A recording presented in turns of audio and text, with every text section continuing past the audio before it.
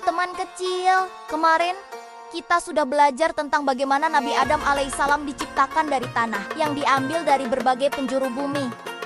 Indah sekali ya, ciptaan Allah. Nah, setelah Allah meniupkan ruh ke dalam tubuh Nabi Adam, beliau pun hidup dan bisa berbicara. Semua malaikat yang ada di langit kagum melihat ciptaan baru itu.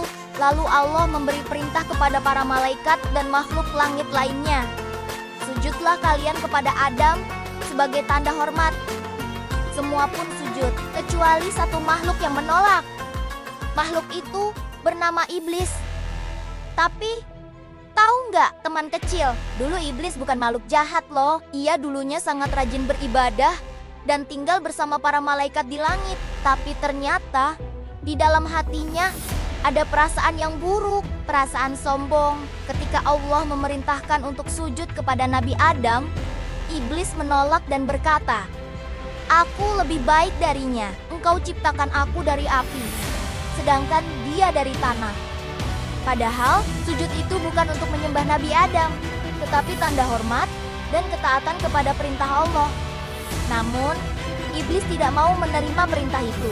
Ia merasa dirinya lebih hebat hanya karena asal penciptaannya. Lalu Allah berkata kepadanya, "Turunlah dari surga, karena tidak pantas di dalamnya ada yang sombong." Sejak saat itu, Iblis berubah. Ia menjadi makhluk yang penuh kebencian dan berjanji akan menggoda manusia agar ikut menjadi sombong seperti dirinya. Sebelum diusir, Iblis meminta satu hal kepada Allah.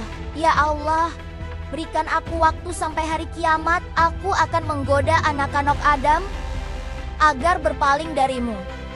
Allah mengizinkannya bukan karena menyukai Iblis, tetapi agar manusia bisa membuktikan siapa yang benar-benar beriman dan taat. Dan sejak saat itu, Iblis menjadi musuh manusia, selalu berusaha membuat kita lupa, marah, malas, dan sombong. Tapi Allah juga memberi kita akal, hati, dan iman agar kita bisa memilih jalan yang benar. Teman kecil, dari kisah ini kita belajar sesuatu yang sangat penting.